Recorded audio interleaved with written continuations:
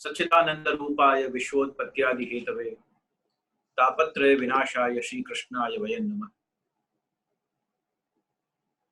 प्राकृत धर्मानाश्रयम् अप्राकृत निखिल धर्म रूपमिति नगवः प्रतिपाद्यं यत्तच्छुद्धं साकृतिस्तौमि। ओम पूर्णमदः पूर्णमिदं पूर्णात् पूर्णमुदच्यते पूर्णस्य पूर्णमादाय पूर्णमेवावशिष्यते। ओम शांति शांति शांति। परब्रह्म परमात्मानी रचित आ सृष्टिमां गोलोकवासी पूज्य श्री भरतभाई, गोलोकवासी पूज्य श्री रेखामा, एमनु समस्त परिवार, अमारू समस्त वल्लभकुल परिवार, विद्वज्जनो, भगवदीय वैष्णवो, કેટલાના સાથેના રેખામાના અને પૂજ્ય ભરતભાઈના સંબંધો જે એમની અનુપસ્થિતિમાં, એમની ગેરહાજરીમાં પણ આપણી સાથે શાશ્વત છે. વ્યક્તિ પોતાના જીવનમાં ઘણા લોકો શક્તિથી કામ કરે, ઘણા યુક્તિથી કરે ને ઘણા ભક્તિથી કરે. શક્તિથી કરે એટલે પોતાનું નોલેજ, પોતાનું એક્સપિરિયન્સ, પોતાના કોન્ટેક્ટ, પોતાનો ઇન્ફ્લુઅન્સ યુઝ કરે અને શક્તિથી પોતાનું કામ કરાવી લે. ઘણા યુક્તિથી કરે, પોતાનું જ્ઞાન અને જ્ઞાન સાથે બધા અલગ અલગ અલગ અલગ કેલ્ક્યુલેશન સાથમાં રાખે. મારી સાથે કોમ્પિટિશનમાં કોણ છે, મને શું લાભ છે, મને શું નુકસાન છે, આમાં કોણ જોડાય તો ફાયદો છે, કોણ જાય તો હાનિ છે. આ બધા કેલ્ક્યુલેશન્સ જ્યાં છે એ યુક્તિપૂર્ણ વ્યવહાર છે. અને છેલ્લું છે ભક્તિ. ભક્તિ સાથે જે વ્યવહાર કરે છે, ભક્તિ સાથે રાખીને જે કાર્ય કરે છે, એની સૌથી મોટી વિશેષતા એ છે કે ભક્તિ દ્વારા કરાયેલા જેટલા પણ કાર્ય છે એ પછી સમાજ માટે હોય, રાષ્ટ્ર માટે હોય, પરિવાર માટે હોય, પોતાના માટે હોય કે પોતાની આત્મા માટે હોય કે પોતાના ગુરુજન, સંપ્રદાય, ગ્રંથ, મંત્ર કે પંથ માટે હોય, ભક્તિથી કરાયેલું કાર્ય ક્યારે પણ નાશવંત હોતું નથી. એ શાશ્વત છે.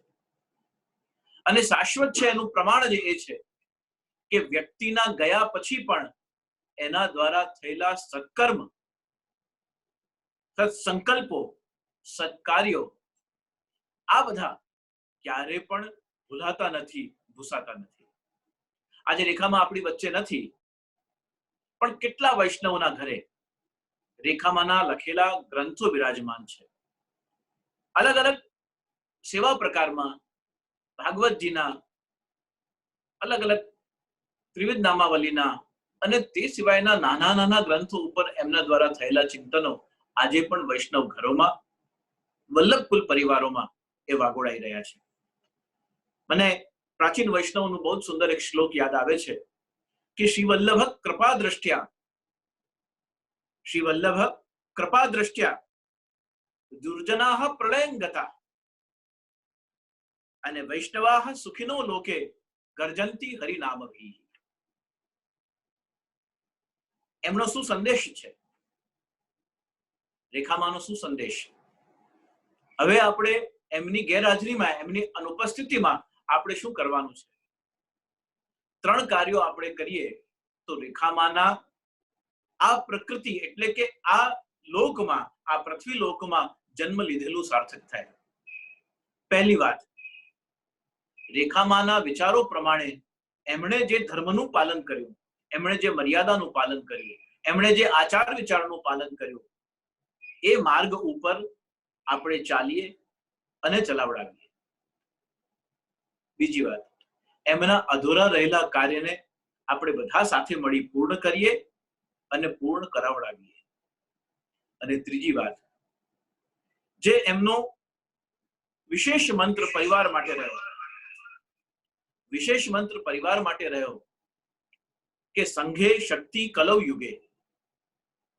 આપણી સંગઠનાત્મક એકરૂપતા, એ પછી વ્યવસાયિક ક્ષેત્રે હોય સામાજિક ક્ષેત્રે હોય, પારિવારિક સમસ્યાઓ હોય, શારીરિક સમસ્યાઓ હોય, ફાઇનાન્શિયલ ફ્લક્ચ્યુએશન્સ હોય, કોઈ પણ પરિસ્થિતિ હોય, આપણું પરિવાર એક છે. માનસિકતાઓ અલગ હોઈ શકે, સ્વભાવ અલગ હોઈ શકે, લક્ષ્ય આપણો એક છે કે રેખામાના સંસ્કારો, ભરતભાઈના સંસ્કારો, રાજપોપટ પરિવારના સંસ્કારો એ આપની આવનાર પેઢીને પણ એક મેસેજ આપે કે એક યુનિટી ઇન ડાયવર્સિટી ના સિદ્ધાંત પ્રમાણે કઈ રીતે સુંદર રીતે જીવન જીવી શકાય છે. કારણ કે દરેક વખતે ધારેલું થાય એવું જરૂરી નથી હોતું. અને રેખામાના જીવનમાં આપણે જોયું હશે કે પ્રકૃતિ અને પુરુષ, પ્રકૃતિ એટલે આ પૃથ્વી લોક, પુરુષ એટલે પરમાત્મા. The creator creates this existence. એ પરમ સત્ય આનું નિર્માણ કરે છે, પણ એમાં પછી પ્રકૃતિ અને પુરુષ એટલે કે સ્ત્રી અને પુરુષ એ બંનેના સમન્વયથી સૃષ્ટિની ઉત્પત્તિ છે. અને એ ઉત્પત્તિના કારણે સમાજની સંરચના છે, પરિવારની સંરચના છે. વ્યક્તિ અલગ અલગ રીતે રહી શકે, પણ જ્યારે એકરૂપતા સાધે છે ત્યારે એ ધર્મને સાધે છે, ત્યારે એ ધર્મનું પાલન કરી રહ્યો છે. અલગ અલગ દિશાઓમાં શ્રીમદ ભાગવતજીના આધારે ઘણું બધું લઈ શકાય, ત્રિવેદ નામાવલીના આધારે ઘણું બધું ચિંતન કરી શકાય, ઉપનિષદ, પુરાણ અને ખાસ કરીને કૃષ્ણ યજુર્વેદના આધારે જો સમજીએ તો પણ એની અસ્તિત્વ, પરમાત્માના અસ્તિત્વ વિષયની અણોરણિયાન મહતો મહિયાન, ઓર આગળ જતા વીર કહે છે અપાણીપાદ જ્યવનુગ્રહિતા. આ બધી વસ્તુમાં પરમાત્માના સ્વરૂપ, ભગવાનના સ્વરૂપ વિશે બહુ જ વ્યાપક અને અતિ સૂક્ષ્મ બંને રીતે વ્યાસ અને સમાસ કરવામાં આવે. એટલે જો એની ફિલોસોફી લખવી હોય તો પેજીસ એન્ડ પેજીસ, ગ્રંથો અને ગ્રંથો લખી શકાય. અને એક જ વાતમાં, એક જ વાક્યમાં એને સમજવો હોય, ઓમ ઇત્યેકાક્ષરમ બ્રહ્મ. એ એકાક્ષર એટલે કે ખાલી ઓમ લખો અને એ બ્રહ્મનું વર્ણન થઈ જાય. અ, ઓ અને મ થી who creates, operates and distracts.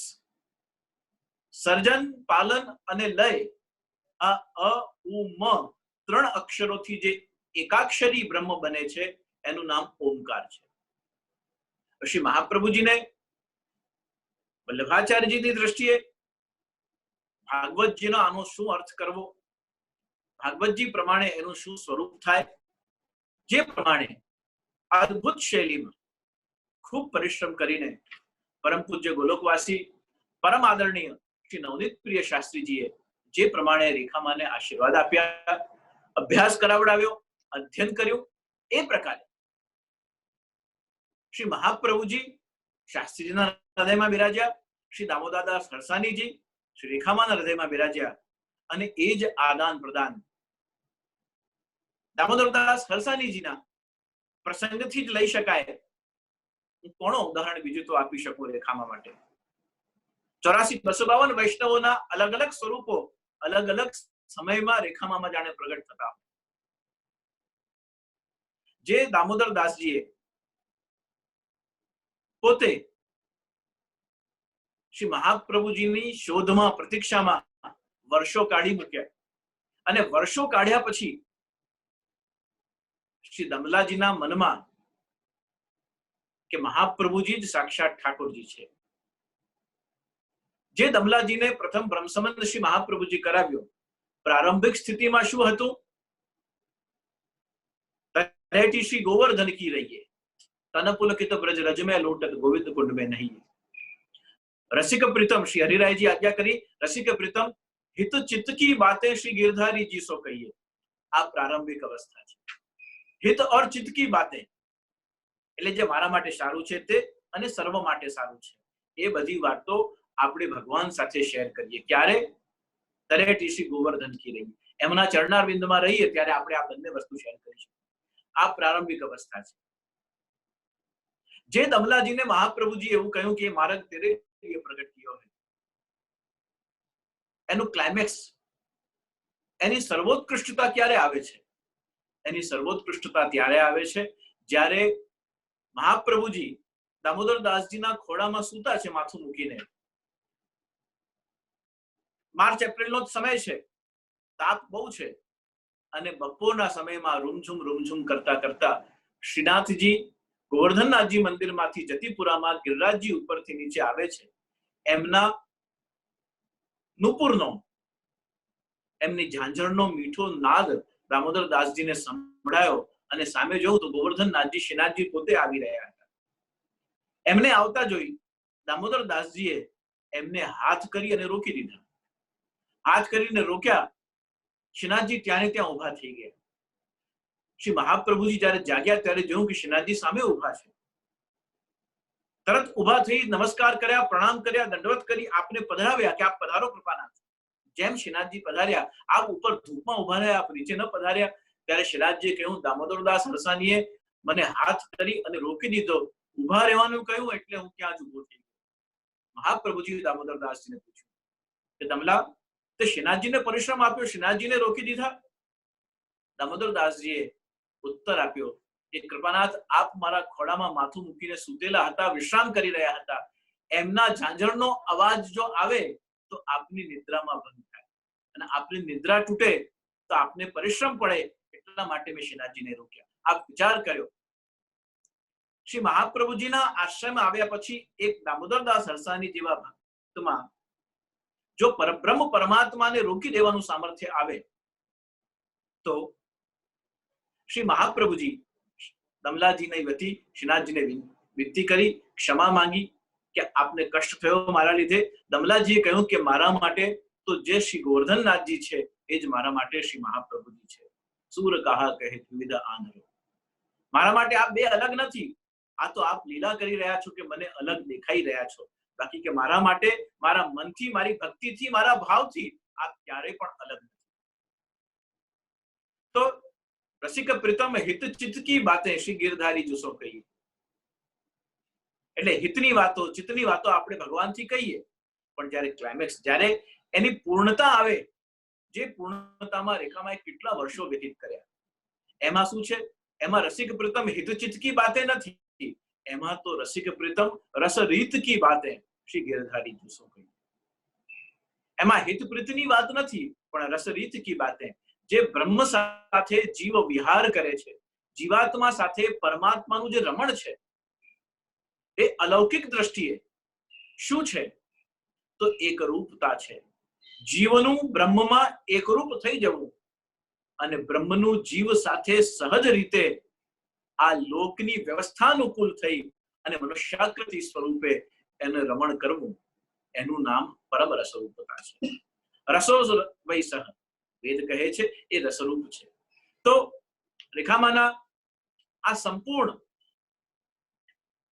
એમની વિદાય પછીના શોકના દિવસોમાં જે પ્રકારે બધા જ ગુરુજનોના, આચાર્યોના, સંતજનોના જે પ્રકારે આપણને આશીર્વાદ પ્રાપ્ત થયા, જે પ્રકારે અલગ અલગ દ્રષ્ટિથી જેમને પૂજ્ય રેખામાંથી નિકટ આવી અને એમના જ્ઞાનનો અનુભવ કર્યો છે, એમના ભાવનો અનુભવ કર્યો છે, એમની એ અલૌકિક ઉર્જાનો અનુભવ કર્યો છે, એ બધા જ મહાપુરુષો, સંતજનો, આચાર્ય ચરણો જ્યારે શ્રી રેખામા માટે જે ભાવ પ્રગટ કરી રહ્યા હતા, અમુકને મેં જોયા છે, અમુકના દર્શન મેં કર્યા, બધાને નથી જોઈ શક્યો, પણ આ સંપૂર્ણ વચનામૃતની શ્રૃંખલામાં એક અદ્ભુત રીતે હું અભિનંદન આપવા માંગીશ. સૌથી પહેલા કે મેહુલભાઈ અને નિશાબેન, કૌશિકભાઈ, શીતલબેન, બીરેનભાઈ, મિત્તલબેન, રાજીવભાઈ, રાધિકા અને સંપૂર્ણ પરિવાર, આ પરિવારે એક અદ્વિતીય રેખામાને છાજે તેમ, એમના સ્વરૂપને અનુકૂળ લાગે તેમ, એમની શોભામાં વૃદ્ધિ કરે તેમ આવું ટ્રિબ્યુટ, એક એવી શ્રદ્ધાંજલિ અદ્ભુત આપી છે કે બધા જ મહાપુરુષોના અમૃત વચનો દ્વારા, સત્સંગ દ્વારા એમને શ્રદ્ધાંજલિ અપાઈ છે. માનો એમના જીવનનું જે લક્ષ્ય હતું, એ લક્ષ્યની પ્રાપ્તિમાં આ અંતિમ સુમન, છેલ્લું પુષ્પ જે ચડાવવામાં આવ્યું, તે અદ્વિતીય બની ગયું. પૂજ્ય શ્રી દ્વારકેશલાલજી મહોદય, શ્રી કડી, શ્રી અલગ અલગ રીતે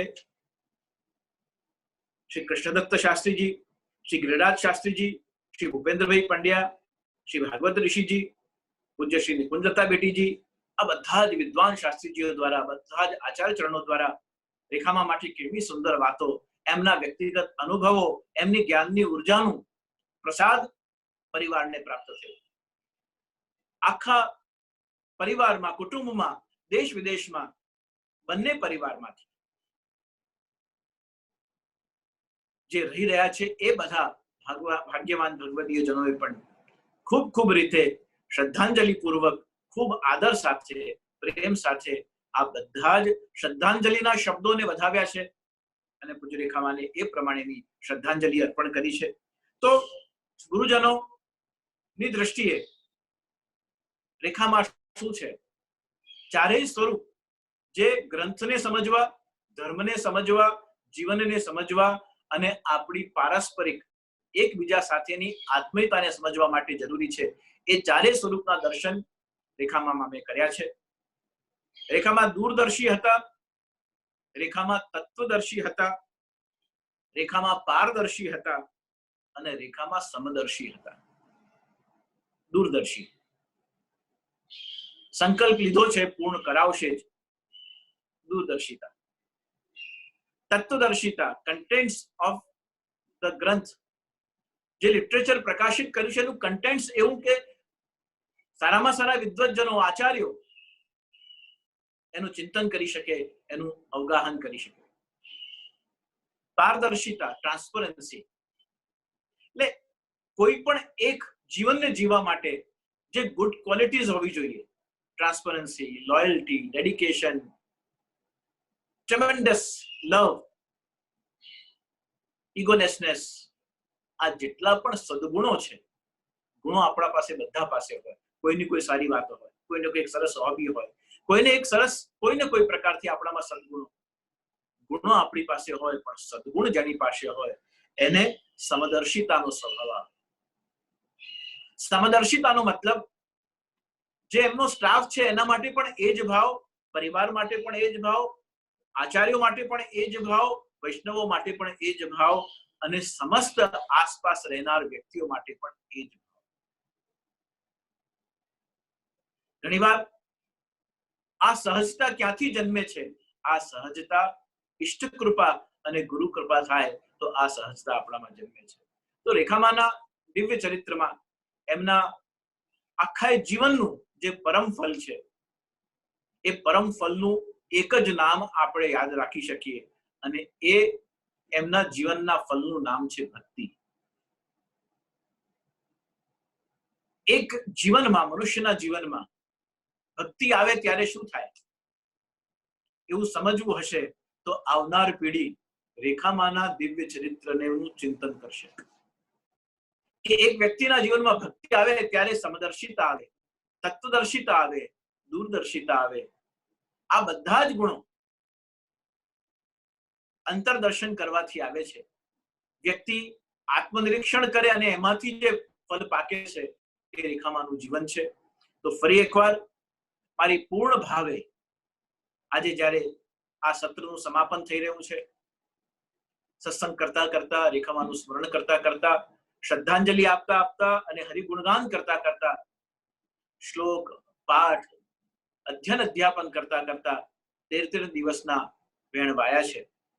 ત્યારે આ અધ્યાય જ્યારે પૂર્ણ થઈ રહ્યો છે ત્યારે ફરી એકવાર મારી ખૂબ ભાવપૂર્ણ, ખૂબ હૃદયપૂર્વકની મારી ભક્તિમય, પ્રેમમય, ભાવમય શ્રદ્ધાંજલિઓ એ દિવ્ય આત્મા માટે, એ પુણ્ય આત્મા માટે અર્પણ કરી રહ્યો છું. પરિવારને પણ ખૂબ ખૂબ ધન્યવાદ. પરિવારની આ સુસંસ્કારિતા માટે ખૂબ ખૂબ ધન્યવાદ. પરિવારની આ સદ સંકલ્પ માટે ખૂબ ખૂબ ધન્યવાદ. આપ સૌ પરિવારજનોએ એક સાથે ભેગા થઈને અને જે પ્રકારે રેખામાને, ભરતભાઈને સ્મરણ કર્યા છે તે અભિનંદનીય છે, સ્તુત્ય છે. માધ્યમ બનવા માટે આપ બધા જ પૂરક બન્યા છો. આ ટેકનોલોજી દ્વારા આપણે એકબીજા સાથે સંવાદ કરી શક્યા અને રેખામાના જીવનને આપણે એમની અંતિમ ક્ષણો સુધી, એમની આજે વિધિ પૂરી થાય ત્યાં સુધી એમના આ ભક્તિના ઉત્સવને આપણે શ્રદ્ધાંજલિ તરીકે ઉજવી છે, ત્યારે મારી પૂર્ણ ભાવપૂર્વક શ્રદ્ધાંજલિ ભાવોર્બીઓ સાથે મારી નતમસ્તકે ખૂબ ખૂબ અભિવંદના સાથે મારી શ્રદ્ધાંજલિ આપી રહ્યો છું. શુભમ ભવતુ, કલ્યાણ.